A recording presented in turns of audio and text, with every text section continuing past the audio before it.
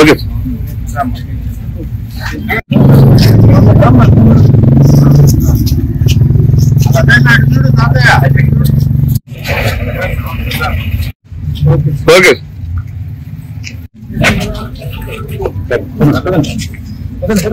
Okay బాబు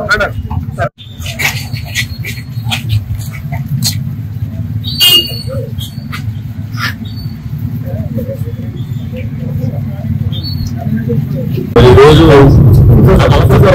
మంత్రులు గురువు గారు మోదారెడ్డి గారి విగ్రహం ప్రతిష్టాపన సందర్భంగా ఆయన ఇక్కడ రావడం జరిగింది. ముందే మా బాబు చెప్పారు, మోదారెడ్డి గారు నేను మా మంత్రి గారు చాలా సన్నిహితంగా ఉండేవాళ్ళు. ఆ రోజు ఎన్టీ రామారావు గారి టైంలో ప్రజాస్వామ్య పరిరక్షణ కోసం చెప్పి ఉద్యమం నడిచింది. ఆ ఉద్యమంలో మేము ముగ్గురం కూడా పాల్గొన్నాం. అంత క్లోజ్గా ఉండేవాళ్ళం మేము. అటువంటి మహా వ్యక్తి కార్యక్రమం రావడం అదృష్టంగా రావడం జరిగింది. అంతేకాకుండా రామప్రసాద్ రెడ్డి గారు ఎమ్మెల్యే సందర్భం కూడా మా గురువు గారి కొడుకు అందరూ కలిసి మళ్ళీ పనిచేసే అవకాశం మాకు రావాలి.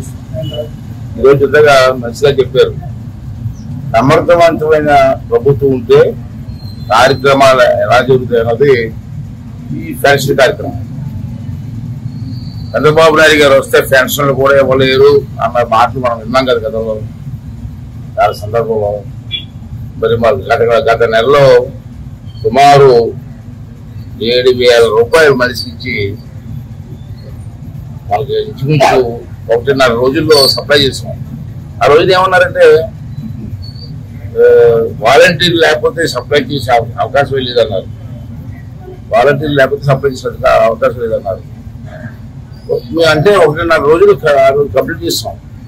మినిస్టర్ గారు చెప్పాడు మాట ఎంత విచిత్రం ఏంటంటే ఈ రోజు మళ్ళీ రెండో నెలలో ఇంచుమించుగా 64 లక్షల మందికి 44,82,000 మందికి పెన్షన్ స్టార్ట్ చేసిన 4,000 రూపాయలు మనిషికి.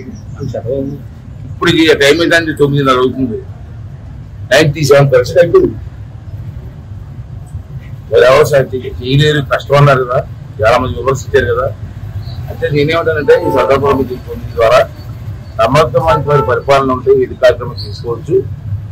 ఈరోజు నష్టపోయిన రాష్ట్రాన్ని కాపాడుకోసం పార్టీలకు అతీతంగా అందరూ కూడా పనిచేసి నష్టపోయిన రాష్ట్రాన్ని కాపాడుకోవాల్సిన అవసరం ఉందని చెప్పి నేను భావిస్తున్నాను. ప్రజలందరూ కూడా దీన్ని గమనించాలని కోరుకుంటున్నాను.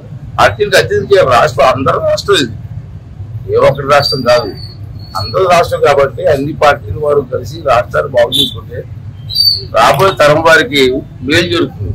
దాన్ని దృష్టి పెట్టి నిలవాల్సిన అవసరం ఉందని చెప్పి సందర్భంగా మనం చేస్తూ ఈ రాష్ట్ర అభివృద్ధి కార్యక్రమంలో ప్రజలందరూ పాల్గొవాలి, అన్ని వర్గాల వారు పాల్గొనాలి. అలాగే అసెంబ్లీని కూడా, అసెంబ్లీ స్పీకర్ కూడా కాబట్టి అసెంబ్లీ అంటే ఏ ఒక్క పార్టీది కాదు, అందరు ఎమ్మెల్యేలకి సంబంధించి అసెంబ్లీ అంతే కదా. మరి అసెంబ్లీకి రాకూడదు, ఇది రాకూడదండి. అందరం వచ్చి అసెంబ్లీ పార్టిసిపేట్ చేయాలి. ఈ నియోజకవర్గం గురించి మాట్లాడాలా, మన రాష్ట్రం గురించి మాట్లాడాలా. నేను ఒకటే చెప్తాను, మీ అందరి సమస్యలో ప్రతి ఎమ్మెల్యేకి కూడా నేను అవకాశం ఇస్తాను. వైసీపీ వాళ్ళు వచ్చినా అవకాశం ఇస్తాను. నేను ఒక హక్కు ఉంది మాట్లాడడానికి. స్పీకర్కి అవకాశం ఇస్తారు, మాట్లాడండి, ప్రజా సమస్యలు మాట్లాడండి, రాష్ట్ర అభివృద్ధి కోసం పాటుపడమని చెప్పి వాళ్ళు కూడా మీ ద్వారా కోరుకున్నాను.